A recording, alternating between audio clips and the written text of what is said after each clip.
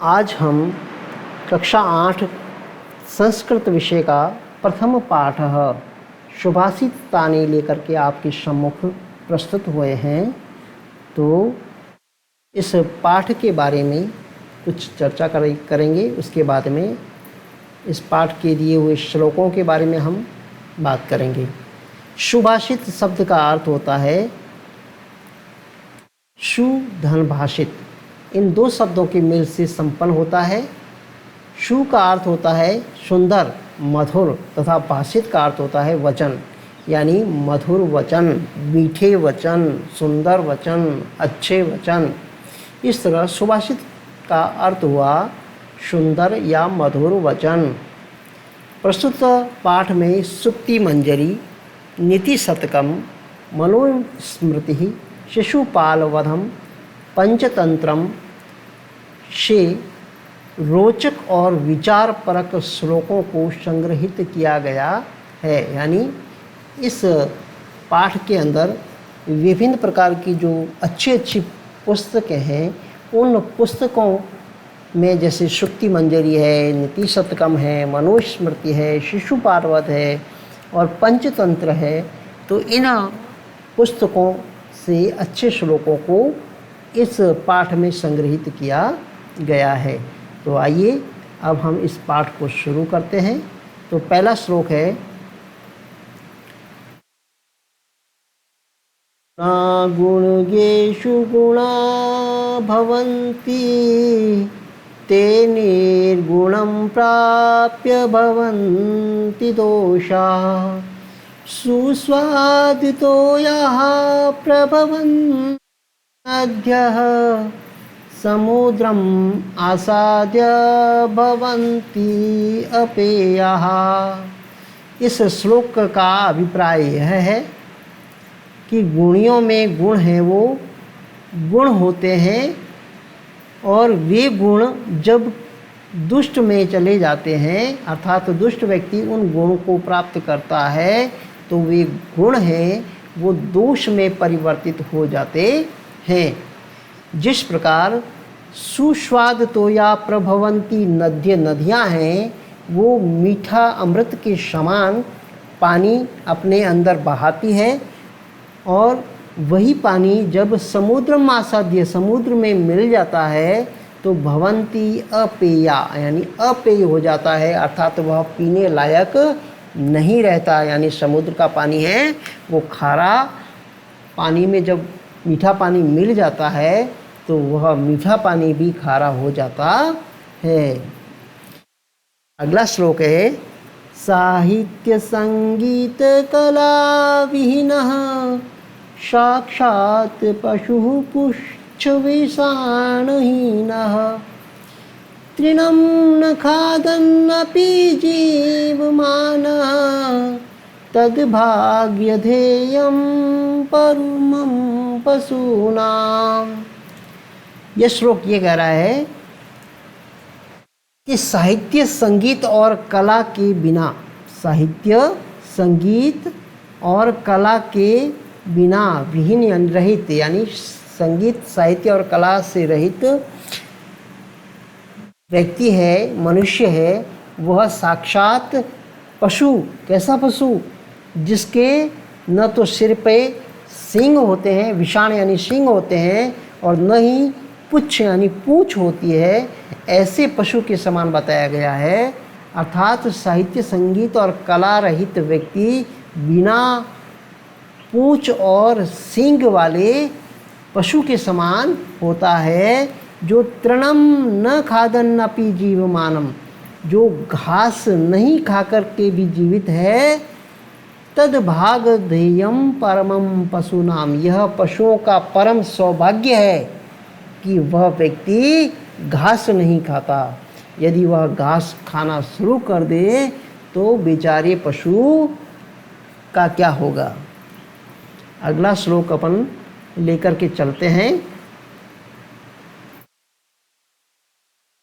तस्य नश्यति यशः पिशुनस्य मैत्री नष्टक्रियस्य कुलम् अर्थपरस्य धर्मः विद्याफलं व्यसनिनः कृपणस्य सौख्यं राज्यं प्रमथसचिवस्य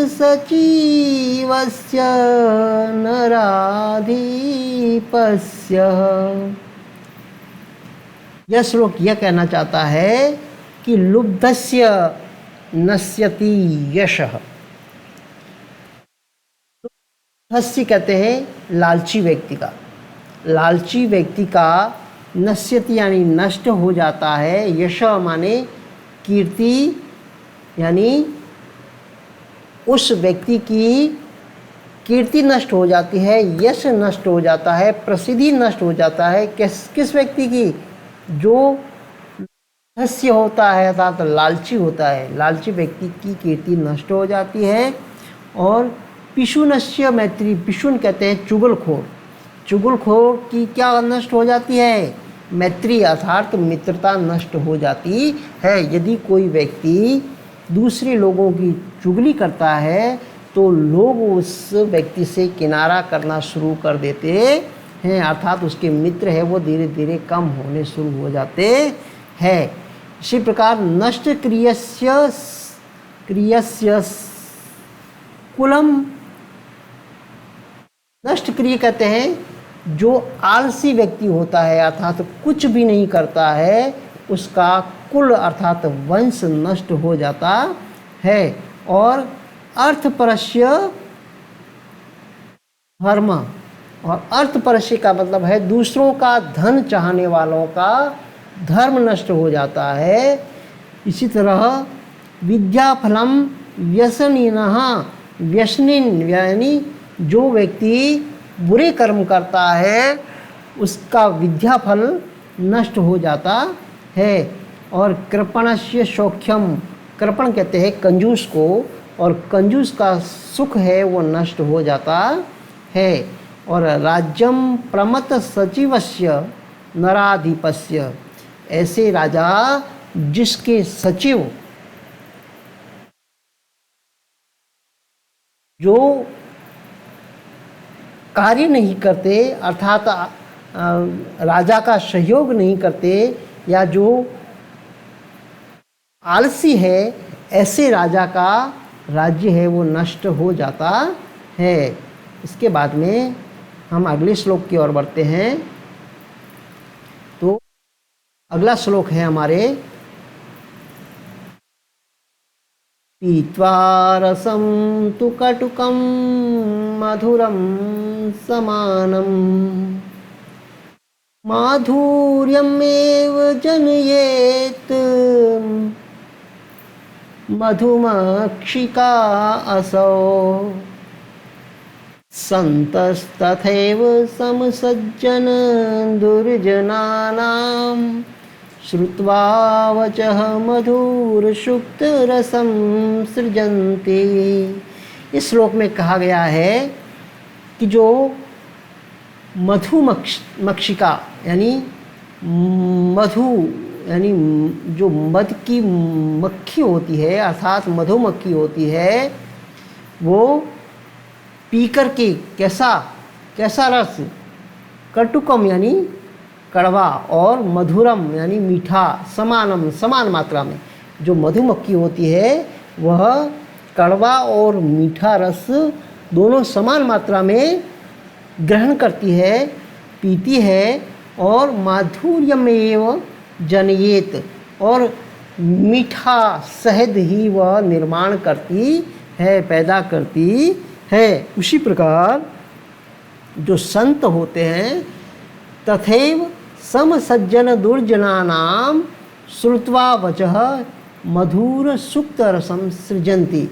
संत पुरुष है वो सज्जन लोगों के और दुर्जन लोगों के दोनों के समान रूप से उनकी बातों को सुनते हैं, लेकिन मधुर रस के समान यानी अच्छे ज्ञान की बातें का वह सृजन करते हैं अर्थात लोगों को बताते हैं।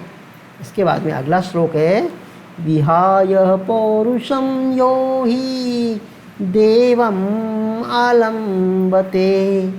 सिंह प्रसाद सिंहवत तस्य मूर्धनि तिष्ठन्ति वायसाः। यह श्लोक ये बता रहा है कि जो व्यक्ति अपने पुरुषार्थ को, पौरुष को छोड़ देता है, विहा यानी छोड़ना, पौरुषम उसके पौरुष को, उसकी जो कर्म है वो अपने कर्म को छोड़ करके देवम आलम्बते यानी भाग्य के भरोसे रह जाते हैं। प्रसाद सिंहवत महल के बाहर जिस प्रकार शेर की मूर्ति होती है, उस शेर की मूर्ति पर आकर के उसकी मूर्धनी अर्थात उसके ललाट पर तिष्ठन्ति यानी बैठते हैं, वायसा यानी कौवे। यानी जो पुरुष भाग्य के भरोसे बैठ जाता है और अपनी जो पौरुष को छोड़ देता है, अपने कर्म को छोड़ देता है और भाग्य के भरोसे बैठ जाता है, वो उसी के समान है जो महल के बाहर शेर की मूर्ति है और उस पर कौवे आकर के बैठ जाते हैं। अगला है पुष्प पत्र फल छाया मूल वल्कल दारुभी धन्या महीरुहा येषां विमुखं यान्ति नार्थिनः। इस श्लोक के अंदर ये बताया गया है कि जो महीरुहा, महीरु कहते हैं पेड़ को, धन्य है ऐसे महीरु, ऐसे वृक्ष, महावृक्ष, वो धन्य है जो हमें क्या देते हैं, पुष्प देते हैं यानी फूल, पत्र यानी पत्ते, फल, छाया, मूल अर्थात जड़, और वल्कल यानी उसकी छाल, और दारू भी अर्थात उसकी लकड़ी। ये हमें पेड़ प्रदान करते हैं। किसको? येषां विमुखम यान्ति न अर्थिन, अर्थात याचक को, अर्थात मांगने वाले को वो कभी मना नहीं करते। यानी सबसे बड़े दानी है वो पेड़ हैं जो कभी याचक को किसी चीज़ के लिए मना नहीं करते। अगला श्लोक है चिंतनीया हि विपदाम आदावेव प्रतिक्रिया न प्रदीप्ते वहनीनाग्रहे। इस श्लोक में यह कहा गया है कि चिंतनीय अर्थात चिंता कर लेनी चाहिए, ही यानी निश्चित रूप से, विपदा यानी विपदा आने से पहले, आदावेव प्रतिक्रिया और हमें उसके बारे में क्या करनी चाहिए, विचार कर लेना चाहिए। न कूप खननम, कुआं नहीं खोदना चाहिए, युक्तम उचित है, प्रदीप्ते यानी जलते हुए, वहनीना यानी आग से, गृह यानी घर में, यानी जब घर में आग लग जाए उस समय कुआं खोदना व्यर्थ है। कहने का अभिप्राय यह है कि समस्या आने से पहले ही हमें उसके समाधान को ढूंढ लेना चाहिए। आग लग जाने पर हमारे घर में हम कुआं खोदने बैठ जाएं तो वह घर जल करके राख ही होता है। प्यारे बच्चों, ये पाठ अब समाप्त होता है। आपने इस पाठ को ध्यान से सुना, इसके लिए आपका धन्यवाद।